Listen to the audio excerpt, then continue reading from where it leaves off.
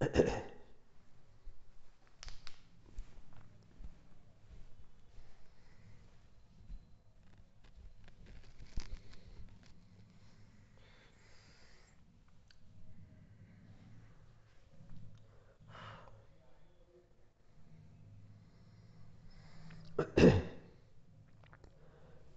મિત્રો, દરેક પ્રાણીમાં ચેતાતંત્ર ચેતાકોષનું બનેલું છે. એટલે ચેતાકોષ એ ચેતાતંત્રનો રચનાત્મક અને ક્રિયાત્મક એકમ થયો. આપણે આ ચેતાકોષની રચના અને એના પ્રકારનો અભ્યાસ પૂરો કર્યો અને હવે આપણે આ ચેતાકોષનું કાર્ય જોવાનું છે કે ભાઈ આ ચેતાકોષનું કાર્ય શું. આ ચેતાકોષનું કાર્ય ઉર્મિવેગનું નિર્માણ અને વહનનું છે. પ્રશ્ન એમ થાય કે આ ચેતાકોષમાં ઉર્મિવેગનું નિર્માણ કેવી રીતે થતું હશે? તો એનું કારણ છે કે ચેતાકોષ એ ઉત્તેજનાશીલ કોષ છે અને એમાં ધ્રુવીકૃત પટલ આવેલું છે, માટે ચેતાકોષમાં ઉર્મિવેગનું નિર્માણ થાય છે. તમારે ચેતાકોષમાં ઉર્મિવેગનું નિર્માણ સમજવું હોય ને તો પહેલાં તમારે આ ધ્રુવીકૃત પટલને ઓળખવું પડશે. આ ચેતાકોષ છે એના ચેતાપટલને ઓળખવું પડશે. તો ચાલો મિત્રો આપણે આ ચેતાકોષના ચેતાપટલને ઓળખીએ. અહીંયા મેં તમને એક લાક્ષણિક ચેતાકોષ બતાવ્યો છે અને આ એનું પટલ છે, ચેતાપટલ એવું આપણે એને કહી શકીએ, અથવા તો ચેતાતંતુ પળ એવું પણ એને કહેવાય. આ ચેતાકોષની ફરતે આવેલું પટલ, આ ચેતાપટલ અથવા તો એને ચેતાતંતુ પળ એવું પણ કહેવાય. બીજું કંઈ નથી, લાક્ષણિક ચેતાકોષમાં જે કોષરસ પટલ હોય ને એવું જ આ પટલ છે. અહીંયા મેં તમને એક લાક્ષણિક ચેતાકોષ બતાવ્યો છે, સામાન્ય કોષ. સામાન્ય કોષમાં જે કોષરસ પટલ હોય ને એવું જ પટલ આ ચેતાપટલ છે, એવું જ પટલ આ ચેતાકોષનું પણ છે. અહીંયા મેં તમને એક લાક્ષણિક કોષ બતાવ્યો છે. આ લાક્ષણિક કોષનું કોષરસ પટલ છે. બસ એવું જ પટલ અહીંયા આ ચેતાકોષમાં પણ છે, જેને આપણે ચેતાપટલ કહીશું. લાક્ષણિક કોષમાં આ કોષરસ પટલ શાનું બનેલું છે? લિપોપ્રોટીનનું. એમાં આવા દ્વિસ્તરીય લિપિડ હોય. જો આ લિપિડના બે સ્તર છે, આ એક સ્તર, આ લિપિડનું એક સ્તર આખું, બરાબર ને, અને એની સામે જ આ લિપિડનું બીજું સ્તર. એટલે કોઈ પણ લાક્ષણિક સામાન્ય કોષ તમે લઈ લો ને, એ સામાન્ય કોષમાં કોષરસ પટલ આ રીતે દ્વિસ્તરીય લિપિડનું બનેલું હોય અને એમાં વચ્ચે વચ્ચે આવા પ્રોટીન ગોઠવાયેલા હોય. આ પ્રોટીન છે જે આયન માર્ગ અથવા તો આયન પંપ તરીકે વર્તે છે. બસ એવું જ પટલ આ ચેતાકોષમાં પણ છે અને ચેતાકોષમાં આ પટલને આપણે ચેતાપટલ કહીશું અથવા તો ચેતાતંતુ પણ કહીશું. આવું આ દ્વિસ્તરીય લિપિડનું બનેલું પટલ આ રીતે, અને એની વચ્ચે વચ્ચે આવા પ્રોટીન આવેલા છે જે આયન માર્ગ અને આયન પંપ તરીકે વર્તે છે. આ સોડિયમ આયન માર્ગ, પોટેશિયમ આયન માર્ગ, એની અંદર આવા સોડિયમ આયન માર્ગ, પોટેશિયમ આયન માર્ગ, ક્લોરીન આયન માર્ગનો સમાવેશ થાય. અને ઉપરાંત આવા સોડિયમ પોટેશિયમ પંપ પણ આવેલા છે, Na+, K+ પંપ જોવા મળશે. આ જે આયન માર્ગો છે ને એ આ પટલની આરપાર આયનોનું સંકેન્દ્રણ ઢોળાંશ અનુસાર વહન કરાવે છે. એટલે આયન માર્ગો પટલની આરપાર આયનોનું વહન કરાવે. દાખલા તરીકે આ સોડિયમ આયન માર્ગ છે ને તો Na+ સોડિયમનું વહન કરાવશે. આ પોટેશિયમ આયન માર્ગ છે, પોટેશિયમનું વહન કરાવશે. ક્લોરીન આયન માર્ગ છે, ક્લોરીનનું વહન કરાવશે પટલની આરપાર, કાં તો અંદરની તરફ કાં તો બહારની તરફ સંકેન્દ્રણ ઢોળાંશ અનુસાર. પણ આ જે આયન પંપ છે ને એ પટલની આરપાર આયનોનું વહન કરાવશે સંકેન્દ્રણ ઢોળાંશની વિરુદ્ધ દિશામાં. આ સોડિયમ પોટેશિયમ પંપ એ સોડિયમ પોટેશિયમ બંનેનું વહન કરાવે સંકેન્દ્રણ ઢોળાંશની વિરુદ્ધ દિશામાં. એટલે આ જે ચેતાકોષ છે એની ફરતે આ જે પટલ આવેલું છે એને ચેતાપટલ કહેવાય. આ ચેતાપટલ સામાન્ય કોષરસ પટલ જેવું જ છે. એ પણ આવા દ્વિસ્તરીય લિપિડ અને પ્રોટીનનું બનેલું છે. એમાં જે પ્રોટીન છે એ આયન માર્ગ અને આયન પંપ તરીકે વર્તે છે. એમાં આવા સોડિયમ આયન માર્ગ, પોટેશિયમ આયન માર્ગ, ક્લોરીન આયન માર્ગ જેવા આયન માર્ગો છે. ઉપરાંત સોડિયમ પોટેશિયમ પંપ પણ આવેલું છે. હવે આ જે ચેતાકોષ છે એ વિશ્રામી અવસ્થામાં હોય આ ચેતાકોષ જ્યારે વિશ્રામી અવસ્થામાં હોય એટલે કે એને કોઈ ઉત્તેજના આપવામાં ના આવે ત્યારે આ જે ચેતાતંતુ પટલ છે ને, આ ચેતાપટલ છે, એની અંદરની બાજુ ઋણિજભારિત હોય. અહીંયા મેં બીજી આકૃતિ આની બતાવી છે કે ભાઈ આવો જ ચેતાકોષ છે, પણ અહીંયા મેં પટલ આ રીતે નથી બતાવ્યું, લાઈન સ્વરૂપે જ બતાવ્યું છે કે ભાઈ આ ચેતાકોષ છે. આ ચેતાકોષને તમે જ્યારે ઉત્તેજના નથી આપતા, વિશ્રામી અવસ્થામાં હોય છે, ઉર્મિવેગનું નિર્માણ નથી થતું, ત્યારે આ ચેતાકોષ છે એમાં પટલની અંદરની બાજુએ આ ભાગ ઋણિજભાર હોય છે. જો પટલની અંદરની બાજુ ઋણિજભારિત છે અને પટલની બહારની બાજુ ધનબીજભારિત છે. વિશ્રામી અવસ્થામાં આ જે ચેતાકોષ છે એ ચેતાકોષની અંદરની બાજુ, આ ચેતાકોષ છે એમાં પટલની અંદરની બાજુ ઋણિજભારિત છે અને બહારની બાજુ ધનવીજભારિત છે. જ્યારે વિશ્રામી અવસ્થા, જો બહારની બાજુ ધનવીજભારિત, અંદરની બાજુ આવી ઋણિજભારિત છે. આવું તમે જોઈ શકો વિશ્રામી અવસ્થામાં, જેને આપણે વિશ્રામી કલાવી સ્થિતિમાન કહીશું. અને વિશ્રામી કલાવી સ્થિતિમાનમાં Na+ માર્ગ બંધ હોય. Na+ આયન માર્ગ બંધ હોય, એનું વહન નથી થતું. હા, K+ આયન માર્ગ ખુલ્લા હોય. એટલે શું થાય? જ્યારે ચેતાતંતુ પટલમાં, ચેતાતંતુ પળમાં આવી વિશ્રામી સ્થિતિ હોય ત્યારે અંદરની બાજુ ઋણિજભાર, બહારની બાજુ ધનવીજભાર, ત્યારે આ જે ચેતાતંતુ પળ છે, પટલ છે, એમાં અંદરની બાજુએ K+ આયન વધારે હોય. અંદરની બાજુ એટલે આ ચેતાતંતુ પળની અંદરની બાજુ આ જે કોષરસ છે, જેને ચેતાક્ષરસ કહેવાય, ચેતાક્ષરસ, આ અક્ષતંતુ અથવા તો ચેતાક્ષ છે, એમાં રહેલો કોષરસ અને ચેતાક્ષરસ કહેવાય. ચેતાક્ષરસમાં K+ આયન વધારે હોય. કેમ? જ્યારે વિશ્રામી સ્થિતિ હોય ને ત્યારે Na+ માર્ગ બંધ છે, K+ માર્ગ ખુલ્લો છે, એટલે અંદરની તરફ K+ વધારે છે, ચેતાક્ષરસમાં K+ વધારે છે, Na+ ઓછા છે. હા, બહારની તરફ Na+ વધારે છે. બહાર જે છે ને, પટલની બહારની બાજુએ ત્યાં Na+ વધારે છે. બહારની બાજુ Na+ વધારે છે, માટે બહારની બાજુ ધનવીજભારિત છે, અંદરની ઋણિજભારિત. બીજું, અંદરની બાજુ ઋણિજભારિત છે એના માટે બીજું એક મુખ્ય કારણ, અંદરની બાજુ K+ વધારે છે, K+ તો ધનવીજભાર છે, પણ અંદરની બાજુ આ K+ સિવાય આ જે ચેતાક્ષરસ છે એમાં આવા મોટા કદના ઋણિજભારિત પ્રોટીનો આવેલા છે.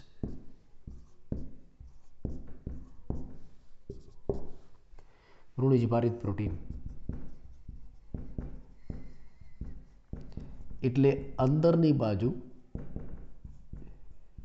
ઋણિજભાર છે અને બહારની બાજુ એ ધનવીજભાર છે. એટલે વિશ્રામી અવસ્થામાં આ જે ચેતાકોષ છે એના આ જે ચેતાપટલ છે એ પટલની અંદરની બાજુ એટલે કે કોષરસમાં, ચેતાક્ષરસમાં ઋણિજભાર છે અને પટલની બહારની બાજુએ ધનવીજભાર છે. એનું કારણ છે કે જ્યારે વિશ્રામી અવસ્થા હોય એટલે Na+ માર્ગ બંધ હોય, Na+ માર્ગ બંધ છે એટલે બહાર રહેલા Na+ અંદર આવતા નથી, બહાર Na+ વધારે છે. આ K+ માર્ગ થોડા ઘણા અંશે ખુલ્લા છે એટલે બહાર રહેલા K+ અંદર આવે એટલે બહાર કરતાં અંદર K+ વધારે છે. પણ અંદર સાથે સાથે આવા મોટા કદના ઋણિજભારિત પ્રોટીન પણ વધારે છે, એનું સંકેન્દ્રણ વધારે છે. એટલે અંદરની બાજુ કેવી છે? ઋણિજભારિત, અને બહારની બાજુ કેવી છે? ધનવીજભારિત. આ જે પરિસ્થિતિ છે એને ધ્રુવીકૃત સ્થિતિ પણ કહેવાય છે. વિશ્રામી કલાવી સ્થિતિમાન અથવા તો ધ્રુવીકૃત સ્થિતિ, જ્યારે કોઈ ઉત્તેજના આપવામાં આવતી નથી ત્યારે. પણ હવે આમાં ઉર્મિવેગનું નિર્માણ કેવી રીતે થાય? આ તો વિશ્રામી અવસ્થા છે, કોઈ પણ જાતનો ઉર્મિવેગ નથી, પણ હવે આમાં ઉર્મિવેગનું નિર્માણ કેવી રીતે થાય? જ્યારે આ ચેતાકોષને ઉત્તેજના પ્રાપ્ત થાય ત્યારે ઉર્મિવેગનું નિર્માણ થાય. એટલે આમાં ઉર્મિવેગનું નિર્માણ કેવી રીતે થાય? ચાલો આપણે એનો અભ્યાસ કરીએ. જ્યારે આ ચેતાકોષને ઉત્તેજના આપવામાં આવે, આ જે ચેતાતંતુ પણ છે એમાં ઉત્તેજના આપવામાં આવે ત્યારે ઉર્મિવેગનું નિર્માણ થાય. ચાલો આપણે જોઈએ. માન લો કે આ એક અલગથી મેં તમને આવો ચેતાતંતુ અલગ કરીને બતાવ્યું. એનું આ એક ચેતાક્ષ છે, આ ચેતાતંતુ પળ છે, ચેતાપટલ અથવા તો ચેતાતંતુ પળ, આ ચેતાપટલ છે. સામાન્ય પરિસ્થિતિમાં બહારની બાજુ ધનવીજભાર, અંદરની બાજુ ઋણિજભાર, બહાર ધન, અંદર ઋણ. પણ હવે मान लो कि તમે આખું જે ચેતાપટલ છે એમાં કોઈક સ્થાને ઉત્તેજના આપો છો, मान लो કે આ જગ્યાએ ઉત્તેજના તમે આપો છો, ચલો આટલા વિસ્તારમાં આપણે ઉત્તેજના આપી, અહીંયા તમે ઉત્તેજના આપો છો, આ એ સ્થાન માની લઈએ, તમે એ સ્થાન ઉપર ઉત્તેજના આપો છો, આ ચેતાપટલ છે એમાં એ સ્થાન ઉપર તમે ઉત્તેજના આપો છો કોઈ પણ પ્રકારની, मान लो કે તમે આમ સ્પર્શ કરો ને એ ઉત્તેજના કહેવાય, તમે દબાણ કરો એ ઉત્તેજના કહેવાય, તમે ગરમ વસ્તુઓ ડાળો એ પણ ઉત્તેજના કહેવાય। એટલે આવી કોઈ પણ પ્રકારની ઉત્તેજના તમે આ ચેતાપટલ ઉપર કોઈ એક સ્થાને, मान लो કે એ સ્થાને આપો છો, તો શું થશે, તમે જે સ્થાને ઉત્તેજના આપો છો ને ત્યાં Na+ માર્ગ ખુલી જાય, આ Na+ માર્ગ ખુલે, Na+ માર્ગ ખુલે છે, એટલે શું થશે, આ Na+ માર્ગ ખુલે છે, બાર Na+ વધારે છે, બાર Na+ વધારે છે ને અંદર નથી આવતા કેમ કે Na+ માર્ગ બંધ હતો, પણ અહીંયા શું થયું, Na+ માર્ગ ખુલી ગયો, Na+ માર્ગ ખુલી ગયો ને એટલે બહાર રહેલા Na+ અંદર આવશે, બહાર રહેલા Na+ અંદર આવે, અને Na+ અંદર આવે ને એટલે અંદર ધન વીજભાર વધી જાય, અંદરની સપાટી કેવી થઈ જાય, ધન વીજભારિત, અને બહારની સપાટી કેવી થઈ જાય, ઋણ વીજભારિત થઈ જાય, બહારની સપાટી છે ને એ ઋણ વીજભારિત થઈ જાય, પટલની બહારની બાજુ ઋણ વીજભારિત થઈ જાય, થઈ ગયું। તો જો અહીંયા પટલનો જે વીજભાર છે ને એ ઉલટાઈ ગયો, બદલાઈ ગયો, પેલા બહાર શું હતું, ધન વીજભાર ને અંદર ઋણ વીજભાર, હવે ઊંધું થઈ ગયું, બહાર ઋણ વીજભાર ને અંદર ધન વીજભાર થઈ ગયું, બસ પટલની આ જે બદલાયેલી પરિસ્થિતિ છે એને સક્રિય કલાવી સ્થિતિમાન કહેવાય।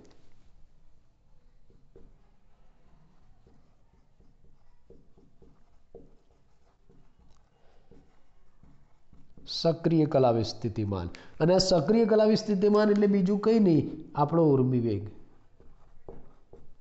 આને ઉર્મી વેગ કહેવાય। તો અહીંયા એ સ્થાન ઉપર ઉર્મી વેગ સર્જાયો, તો થઈ ગયું ઉર્મી વેગનું નિર્માણ। તમે જ્યારે આ ચેતાપટલ ઉપર, ચેતાતંતુ પડ ઉપર કોઈ એક સ્થાને ઉત્તેજના આપો છો ત્યારે એ સ્થાને તરત જ સોડિયમ માર્ગ ખુલી જાય છે, સોડિયમ માર્ગ ખુલી જાય એટલે બહાર રહેલા Na+ અંદર આવશે, બહાર રહેલા Na+ એકદમ ઝડપી મોટા જથ્થામાં અંદર આવે એટલે અંદરની બાજુ છે ધન વીજભારિત થઈ જાય અને બહારની બાજુ એની સાપેક્ષે ઋણ વીજભારિત થઈ જાય। આજે વિસ્થિતિમાનનો તફાવત સર્જાયો, બહાર ઋણ અને અંદર ધન, એને સક્રિય કલાવી સ્થિતિમાન કહેવાય, અને આ સક્રિય કલાવી સ્થિતિમાન એટલે બીજું કંઈ નહીં, આપણો ઉર્મી વેગ। તો અહીંયા આ એ સ્થાન ઉપર ઉર્મી વેગનું નિર્માણ થયું, અને હવે આ ઉર્મી વેગ આગળ કેવી રીતના જશે, હવે આ ઉર્મી વેગનું વહન કેવી રીતે થશે આપણે જોઈએ। આપણે ઉર્મી વેગનું નિર્માણ કરાવ્યું, હવે આપણે આ ઉર્મી વેગનું વહન કરાવીશું કે ભાઈ આ ઉર્મી વેગ આગળ કેવી રીતના જશે, આપોઆપ જાય, કેવી રીતે, દોરીમાં તરંગ સર્જાય ને એ રીતે, मान लो કે તમે ફીટ દોરી બાંધી દીધી બંને છેડે અને પછી સેજ ખેંચીને મૂકી દો તો એ તરંગ એની જાતે આગળ જાય, બસ એની જેમ આ ઉર્મી વેગ એની જાતે આગળ જશે। કેવી રીતે જાય આપણે સમજીએ। मान लो કે આ એ સ્થાન, આ રહ્યું આજ આકૃતિ મેં અહીંયા ફરીથી દોરી છે, આ એ સ્થાન જેમાં શું સર્જાયું છે, સક્રિય કલાવી સ્થિતિમાન। જો બહારની બાજુ ઋણ વીજભારિત થઈ ગયેલી છે અને અંદરની બાજુ ધન વીજભારિત, આ રહ્યા છે। કેમ આવું થયું, તો કે Na+ માર્ગ ખુલી ગયો ને એટલે અંદર Na+ આવી ગયા, અંદર Na+ આવી ગયા, અંદર ધન વીજભારિત થઈ ગયું, બહાર ઋણ વીજભારિત, એટલે આ સક્રિય કલાવી સ્થિતિમાન।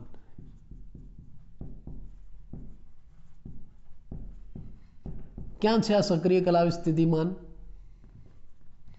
આ એ સ્થાન ઉપર આવું સક્રિય કલાવી સ્થિતિમાન છે, બહાર ઋણ વીજભાર, અંદર ધન વીજભાર। હવે આ જે ઉર્મી વેગ છે આને ઉર્મી વેગ કહેવાય, એ સ્થાન ઉપર ઉર્મી વેગ સર્જાય, હવે આ એ સ્થાનનો ઉર્મી વેગ બી સ્થાન ઉપર જશે, તરત જ એના બાજુના સ્થાનમાં આગળ જશે, કેવી રીતે આપણે સમજીએ। તો આ એ સ્થાનનો ઉર્મી વેગ બી સ્થાન ઉપર, બાજુના સ્થાન ઉપર જશે, આ બી સ્થાન, ચલો આટલું બી સ્થાન, બી સ્થાનમાં શું છે, બી સ્થાનમાં અંદર ઋણ વીજભાર અને બહાર ધન વીજભાર, જો અંદર ઋણ વીજભાર, બહાર ધન વીજભાર, સામાન્ય વિશ્રામી સ્થિતિ જ છે। પણ હવે શું થશે, આ એ સ્થાનમાં વીજ પ્રવાહની ફેરબદલી થઈ, વીજ પ્રવાહ સર્જાયો, તો હવે આ એ સ્થાનનો વીજ પ્રવાહ એ અંદરની તરફ એ થી બી તરફ જશે। હવે આ એ સ્થાનમાં સર્જાયેલો વીજ પ્રવાહ છે એ અંદરની તરફ એ થી બી તરફ વહન પામશે અને બહારની તરફ બી થી એ તરફ વહન પામશે। એટલે આ એ સ્થાનનો વીજ પ્રવાહ અંદરની બાજુએ એ થી બી તરફ જશે અને બહારની બાજુએ બી થી એ તરફ જશે. બીજા શબ્દોમાં કેવું હોય તો આ એ સ્થાન ઉપર સર્જાયેલો વીજ પ્રવાહ હવે બી સ્થાન ઉપર જશે અને બી સ્થાનનો વીજ પ્રવાહ એ સ્થાન ઉપર આવશે. એ સ્થાન ઉપર સર્જાયેલો વીજ પ્રવાહ એ બી સ્થાન ઉપર જશે અને બી સ્થાન ઉપર સર્જાયેલો વીજ પ્રવાહ એ સ્થાન ઉપર આવશે. એનો મતલબ કે આ એ સ્થાન ઉપર જે વીજભાર છે ને એ વીજભાર હવે બી સ્થાન ઉપર જશે અને બી સ્થાન ઉપર જે વીજભાર છે ને એ વીજભાર હવે એ સ્થાન ઉપર આવશે. સમજાય છે? બરાબર ધ્યાનથી સમજજો. આ એ સ્થાન ઉપર જે વીજ પ્રવાહ છે એ બી સ્થાન ઉપર આવશે અને બી સ્થાનનો વીજ પ્રવાહ એ સ્થાન ઉપર આવશે. એનો મતલબ કે એ સ્થાન ઉપર જે વીજભાર છે ને એ વીજભાર બી સ્થાનમાં આવશે અને બી સ્થાનમાં જે વીજભાર છે ને એ વીજભાર એ સ્થાનમાં આવશે. તમે જુઓ, એ સ્થાન ઉપર અંદરની બાજુએ ધન વીજભાર અને બહારની બાજુએ ઋણ વીજભાર છે. તો હવે આ વીજભાર બી સ્થાનમાં થઈ જશે એટલે એ સ્થાન ઉપર અંદરની બાજુ ધન વીજભાર અને બહારની તરફ ઋણ વીજભાર છે. તો બી સ્થાનમાં શું થશે? બી સ્થાનમાં પણ અંદરની તરફ ધન વીજભાર અને બહારની તરફ ઋણ વીજભાર થઈ જશે. આજે પ્લસ પ્લસ હતું ને એની જગ્યાએ બહારની તરફ ઋણ વીજભાર થઈ જશે, ઋણ વીજભારિત થઈ જશે. અહીંયા માઇનસ માઇનસ થઈ જાય. સમજાયું? એ સ્થાનનો વીજ પ્રવાહ એ બી સ્થાનમાં આવી જશે એટલે એ સ્થાનમાં જે વીજભાર હતો ને એ બી સ્થાનમાં આવી જશે. એ સ્થાનમાં બહારની તરફ ઋણ વીજભાર હતો તો બી સ્થાનમાં પણ બહારની તરફ ઋણ વીજભાર થઈ જશે. એ સ્થાનમાં અંદરની તરફ ધન વીજભાર હતો તો હવે બી સ્થાનમાં પણ અંદરની તરફ ધન વીજભાર થઈ જશે. સાથે સાથે આ બી સ્થાનનો જે વીજભાર છે ને એ સ્થાનમાં આવશે. જો બી સ્થાનમાં અંદરની તરફ ઋણ વીજભાર હતો, બી સ્થાનમાં અંદરની તરફ ઋણ વીજભાર અને બહારની તરફ ધન વીજભાર. બી સ્થાનમાં અંદરની તરફ ઋણ વીજભાર હતો તો હવે આ એ સ્થાનમાં અંદરની તરફ ઋણ વીજભાર થઈ જશે. અદલા બદલી થઈ જશે બંનેમાં ઋણ વીજભાર. આ બી સ્થાનમાં બહારની તરફ ધન વીજભાર છે તો આ એ સ્થાનમાં બહારની તરફ ધન વીજભાર થઈ જશે. બરાબર? અહીંયા ઉલટું થઈ જશે. અહીંયા અંદર છે પ્લસ થઈ જશે અને બહાર છે એ માઇનસ થઈ જશે. બરાબર? એનો મતલબ કે આ બી સ્થાનમાં શું થયું? બી સ્થાનમાં ઉર્મિવેગ આવ્યો, બી સ્થાનમાં સક્રિય કલાવી સ્થિતિમાન સર્જાયું,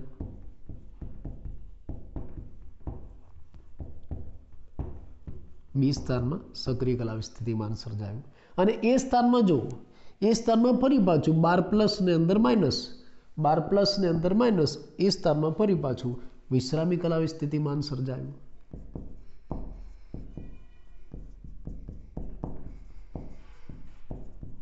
કલાવ સ્થિતિમાન એટલે જો ઉર્મિવેગ આ એ સ્થાનમાંથી બી સ્થાનમાં ગયો, એ રીતે આ બી સ્થાનમાંથી આગળ સી સ્થાનમાં જશે, સી સ્થાનમાંથી ડી સ્થાનમાં. આ રીતે ઉર્મિવેગનું આગળ વહન થશે. ખૂબ જ ઝડપી થાય. આવું થવા પાછળનું કારણ શું? અહીંયા આ આયનોની ફેરબદલી કેમ થઈ? અહીંયા વીજભારનો તફાવત કેમ બદલાયો? અહીંયા પહેલા બાર ઋણ વીજભાર હતો, અંદર ધન વીજભાર હતો, એની જગ્યાએ બાર ફરી પાછો ધન વીજભાર ને ઋણ વીજભાર કેમ થઈ ગયો?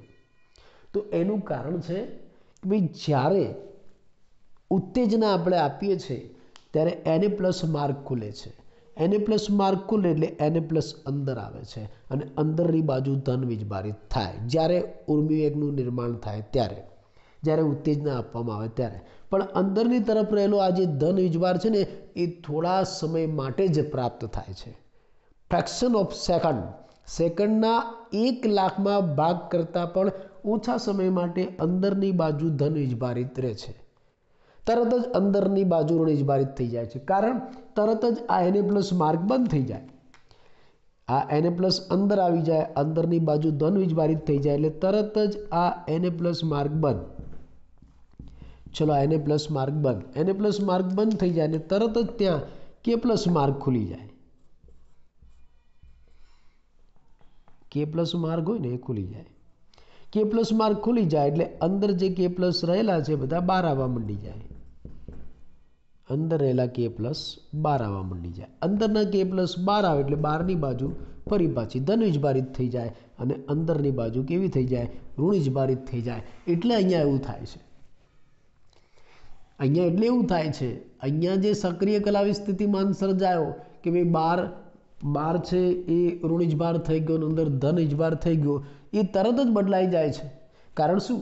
કારણ આ તરત જ Na+ માર્ગ બંધ થઈ જશે અને K+ માર્ગ ખુલી જશે. Na+ માર્ગ બંધ થઈ જાય એટલે અંદર આવતા Na+ અટકી જશે. સામે K+ માર્ગ ખુલી જાય એટલે અંદર રહેલા K+ બહાર નીકળી જશે. K+ બહાર નીકળી જાય એટલે અંદર પાછો ધન ઇજભાર બહાર પાછો ધન ઇજભાર થઈ જાય અને અંદર ઋણ ઇજભાર થઈ જાય, જેને વિશ્રામી કલાવી સ્થિતિમાન કહેવાય છે. ફરી પાછું આ મેઘ બી સ્થાન ઉપર ગયું, બી સ્થાનમાં પણ આગળ આવું થશે, આ ક્રમ ચાલ્યો રહેશે. એટલે આ રીતે આખા ચેતાતંતુમાં આગળ ઉર્મિવેગનું વહન થશે. ખ્યાલ આવે? તો આ રીતે આખા ચેતાતંતુમાં આગળ ઉર્મિવેગનું વહન થયું. છેક શરૂઆતથી લઈને એના અંતિમ છેડા સુધી ચેતાતંતુમાં ઉર્મિવેગનું વહન થશે.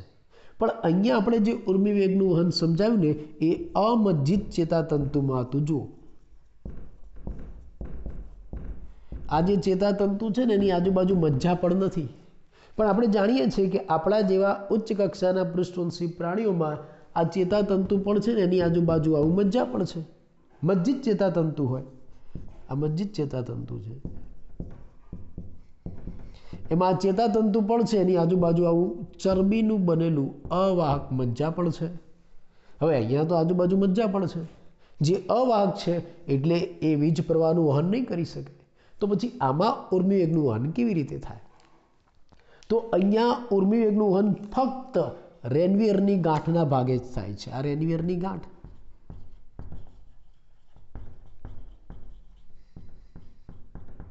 આવા જે મજ્જિત ચેતાતંતુ છે એમાં ઉર્મિવેગનું વહન ફક્ત રેનવીયરની ગાંઠના ભાગે જ થાય છે, જ્યાં મજ્જા પણ નથી. મજ્જા પણ હોય ત્યાં ઉર્મિવેગનું વહન ન થાય, ત્યાં વીજ પ્રવાહનું વહન ન થાય, કેમ કે એ તો અવાહક છે. જ્યાં મજ્જા પણ નથી ત્યાં ઉર્મિવેગનું વહન થાય, નિર્માણ પણ થાય અને વહન પણ થાય. મજ્જા પણ ક્યાં નથી? રેનવીયરની ગાંઠ ઉપર. એટલે રેનવીયરના ગાંઠના ભાગે જ બધો ફેરફાર થાય. ત્યાં આવી રીતના પ્લસ માઇનસ હોય, પ્લસ માઇનસ, બરાબર, આવું છે. તો ત્યાં શું થશે? ત્યાં પહેલાં ઉર્મિવેગનું નિર્માણ અહીંયા થયું, માન લો કે આ એક રેનવીયરની ગાંઠ ઉપર, ત્યાં પ્લસ માઇનસ છે, એની જગ્યાએ માઇનસ પ્લસ થઈ ગયું. પછી ત્યાંથી આ ઉર્મિવેગનું વહન, આ વીજ પ્રવાહ ક્યાં જશે? બીજી રેનવીયરની ગાંઠ ઉપર, તરત બાજુના ભાગ ઉપર નહીં, બીજી રેનવીયરની ગાંઠ ઉપર, અને અહીંયા ફેરફાર કરી દેશે, માઇનસ પ્લસ, અહીંયા જેમ હતું એમ થઈ જશે. ફરી પાછો ઉર્મિવેગ અહીંયા જશે, માઇનસ પ્લસ, અહીંયા જેમ હતું એમ થઈ જશે. ફરી પાછો આ ઉર્મિવેગ અહીંયા જશે, માઇનસ પ્લસ, અહીંયા જેમ હતું એમ થઈ જશે. એટલે અહીંયા ઉર્મિવેગનું વહન છે ને એક રેનવીયરની ગાંઠ ઉપરથી બીજીમાં, બીજીમાંથી ત્રીજીમાં, ત્રીજીમાંથી ચોથામાં, આ રીતે ઉર્મિવેગ કૂદકા મારે છે. આ રીતે માટે જેમાં મજ્જિત ચેતાતંતુ છે એમાં આ જે ઉર્મિવેગનું વહન થાય છે એને કૂદકામય વહન કહેવાય. અને આ કૂદકામય વહન છે એ આ સામાન્ય વહન છે ને એના કરતાં 50 ગણું વધારે ઝડપી છે. એનો મતલબ કે અમજ્જિત ચેતાતંતુ કરતાં મજ્જિત ચેતાતંતુમાં ઉર્મિવેગનું વહન 50 ગણું વધારે ઝડપી છે, કેમ કે એમાં કૂદકામય વહન થાય છે. તો આ રીતે તમે આખા એક ચેતાકોષમાં ઉર્મિવેગનું વહન કરાવ્યું. પણ આપણે તો આખી ચેતામાં ઉર્મિવેગનું વહન કરાવવાનું છે. અને ચેતા તો શાની બનેલી છે? આવા ઘણા બધા ચેતાકોષની. આ એક ચેતાકોષ, આ બીજો ચેતાકોષ, આખી એક ચેતા છે, આખી એક ચેતા, એક પટ્ટી, એક ચેતા, એ આવા ઘણા બધા ચેતાકોષની બનેલી છે.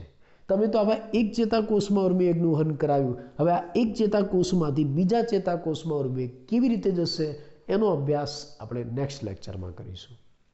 એના પહેલાં આજે આપણે જે અગત્યની, ખૂબ જ અગત્યની થિયરી ભણ્યા એનું ટૂંકમાં રિવિઝન કરી લઈએ.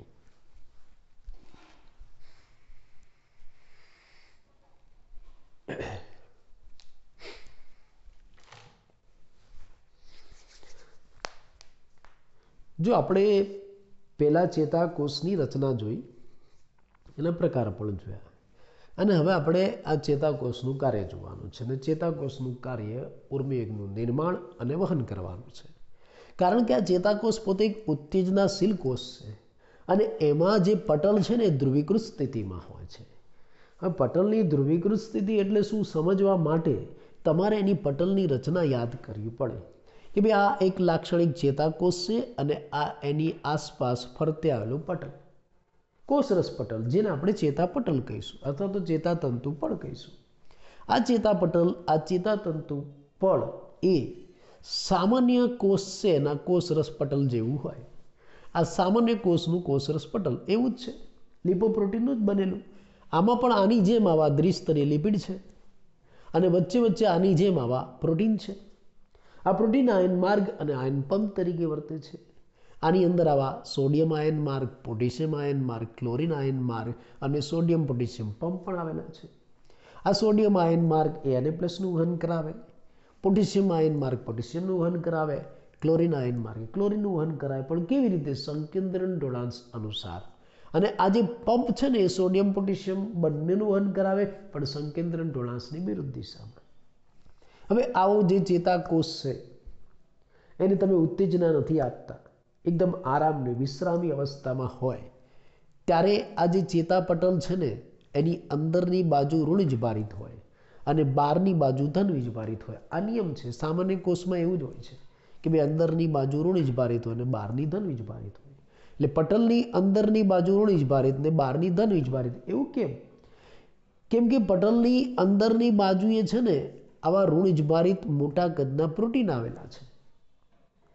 હા, એ સિવાય પટલની અંદરની બાજુ આવા K+ આયનો તો ખરા છે, અંદરની બાજુ K+ આયનો તો છે પણ ઓછા છે. હા, પટલની બહારની બાજુએ પુષ્કળ પ્રમાણમાં Na+ આયનો આવેલા છે, ધનવિજભારિત. એટલે પટલની બહારની બાજુ ધનવિજભારિત છે અને અંદરની બાજુ ઋણવિજભારિત છે. આ પટલની આ જે સ્થિતિ છે, ચેતાકોષની આ જે સ્થિતિ છે કે જેમાં પટલની અંદરની બાજુ ઋણવિજભાર અને બહારની બાજુ ધનવિજભાર છે, અને વિશ્રામી કલાવી સ્થિતિમાન કહેવાય. આ પરિસ્થિતિમાં પટલમાં જે આ સોડિયમ માર્ગો છે ને એ બંધ હોય, પોટેશિયમ માર્ગો થોડા ઘણા ખુલ્લા હોય. એટલે પોટેશિયમ બહારથી થોડા ઘણા અંદર આવી શકે છે. એટલે અંદરની બાજુએ પોટેશિયમ વધારે છે બહાર કરતાં. હા, પણ બહારની બાજુએ સોડિયમ વધારે છે કેમ કે સોડિયમ માર્ગ બંધ છે. આ જે પરિસ્થિતિ છે પટલની, એને ધ્રુવીકૃત સ્થિતિ પણ કહેવાય. વિશ્રામી અવસ્થામાં સામાન્ય પરિસ્થિતિમાં આવું હોય.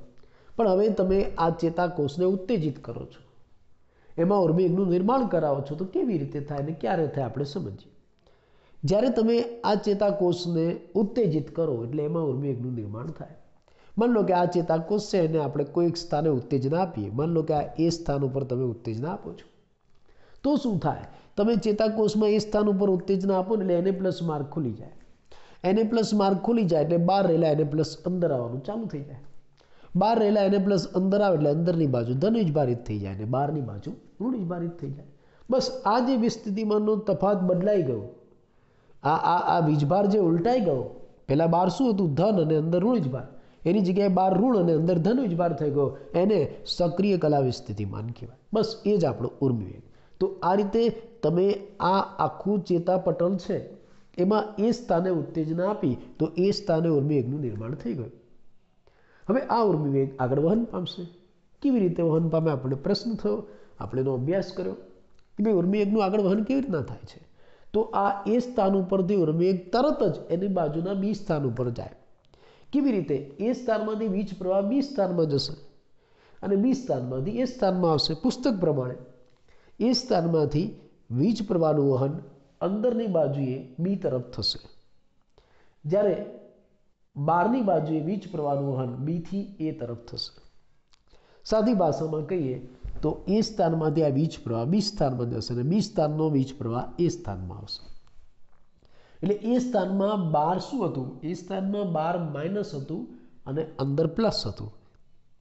એ સ્થાનમાં બહાર માઇનસ હતું અને અંદર પ્લસ હતું. તો હવે એનાથી ઊંધું બી સ્થાનમાં એવું થઈ જશે, બી સ્થાનમાં બહાર માઇનસ અને અંદર પ્લસ થઈ જશે. જ્યારે એ સ્થાન છે એમાં બી સ્થાન જેવું થઈ જશે. આ બી સ્થાનનો વીજ પ્રવાહ એ સ્થાનમાં આવશે તો આ સ્થાનમાં બી સ્થાન જેવું થઈ જશે. બી સ્થાનમાં શું હતું? બી સ્થાનમાં બહાર પ્લસ હતું તો હવે એ સ્થાનમાં પ્લસ થઈ જશે. અંદર માઇનસ હતું તો અંદર માઇનસ થઈ જશે. બરાબર ને? આવું કેમ થયું? તો એનું કારણ આપણે કહીએ તો જુઓ, અહીંયા જે સક્રિય કલાવી સ્થિતિમાન, જેને આપણે ઉર્મિવેગ કહીએ છીએ, સક્રિય કલાવી સ્થિતિમાન બી સ્થાન ઉપર આવી ગયું એટલે ઉર્મિવેગ બી સ્થાન ઉપર ગયો. એ સ્થાન પાછો વિશ્રામી અવસ્થામાં નોર્મલ પરિસ્થિતિમાં આવી ગયો. આવું કેમ થયું? તો એનું કારણ આપણે કહીએ કે જ્યારે આપણે ઉત્તેજના આપી, ઉર્મિવેગનું નિર્માણ કરાવ્યું, ત્યારે Na+ માર્ગ ખુલી ગયો, તરત જ Na+ અંદર આવવા મંડી ગયા મોટા જથ્થામાં, એટલે અંદર ધન વીજભાર થઈ ગયો. પણ અંદરનો ધન વીજભાર ક્ષણિક જ છે, ફ્રેક્શન ઓફ સેકન્ડ, સેકન્ડના 1,00,000માં ભાગ કરતાં પણ ઓછા સમય માટે અંદરની બાજુ ધન વીજભાર રહે છે. કેમ કે તરત જ શું થઈ જાય છે, તરત જ એની બાજુમાં આવા પોટેશિયમ માર્ગ ખુલી જાય છે. આ પોટેશિયમ માર્ગ ખુલે છે એટલે અંદર રહેલા K+ બધા પોટેશિયમ છે બધા બહાર નીકળવા માંડી જાય, એટલે બહારની બાજુએ K+ વધી જશે, એટલે બહારની બાજુ ધન વીજભારિત થઈ જશે અને અંદરની બાજુ કેવી થઈ જાય છે, ફરી પાછી ઋણ વીજભારિત. જે સામાન્ય પરિસ્થિતિમાં વિશ્રામી પરિસ્થિતિમાં હતું એવું બહારની બાજુ ધન વીજભારિત, અંદરની ઋણ વીજભારિત, જેને વિશ્રામી કલાવી સ્થિતિમાન કહેવાય. તો આ રીતે આ Na+ અને K+ માર્ગોના ખોલ બંધ થવાના કારણે આ જે પટલ છે એમાં વિશ્રામી કલાવી સ્થિતિમાનનું નિર્માણ થાય છે. અને આ વિશ્રામી કલાવી સ્થિતિમાનની જાળવણી આ સોડિયમ પોટેશિયમ પંપ દ્વારા થાય છે. એ તમે જાણો છો, બહાર 3 Na+ જાય, અંદર 2 K+ જાય. એટલે આ રીતે A સ્થાનમાંથી B સ્થાનમાં, ત્યાંથી C સ્થાનમાં, D સ્થાનમાં આ રીતે ઉર્મિવેગ આખો ચેતાતંતુ પળમાં આગળ વહન પામશે. પણ આ તો આપણે જે વાત કરી એ અમજ્જિત ચેતાતંતુની હતી, પણ ઉચ્ચ કક્ષાના પૃષ્ઠવંશી પ્રાણીમાં તો મજ્જિત ચેતાતંતુ હોય. આ ચેતાપટલ છે, ચેતાતંતુ પણ છે, એની આજુબાજુ અવાહક ચરબીનું આવું મજ્જાપડ આવેલું હોય, જે વીજ પ્રવાહનું આગળ વહન નહીં કરાવે. તો પછી આમાં કેવી રીતના વહન થશે? આ રીતે વહન નહીં કરાવે તો આમાં કેવી રીતના વહન થાય? આમાં ફક્ત ઉર્મિવેગનું વહન, વીજ પ્રવાહનું વહન ફક્ત રેનવીયરની ગાંઠના ભાગે જ થાય છે, કેમ કે તે મજ્જાપડ નથી. એટલે એક રેનવીયરના ગાંઠ ઉપરથી ઉર્મિવેગ બીજી રેનવીયરની ગાંઠ ઉપર, બીજામાંથી ત્રીજામાં, ત્રીજામાંથી ચોથામાં, આ રીતે કૂદકા મારીને જશે, જેને કૂદકામય વહન કહેવાશે. અને આ કૂદકામય વહન આ સામાન્ય વહન કરતાં ઝડપી હોય છે. એટલે આ મજ્જિત ચેતાતંતુમાં અમજ્જિત ચેતાતંતુ કરતાં 50 ગણું વધારે ઝડપી વહન થાય છે. આ રીતે આપણે એક ચેતાકોષમાં ઉર્મિવેગનું વહન પૂરું કર્યું. પણ આપણે તો ચેતામાં ઉર્મિવેગનું વહન કરાવવાનું છે, જે આવા ઘણા બધા ચેતાકોષોનું બનેલું છે. એક ચેતાકોષમાં ઉર્મિવેગનું વહન તો તમે કરાવ્યું, હવે આ એક ચેતાકોષમાંથી બીજા ચેતાકોષમાં ઉર્મિવેગ કેવી રીતે જશે એનો અભ્યાસ આપણે નેક્સ્ટ લેક્ચરમાં કરીશું.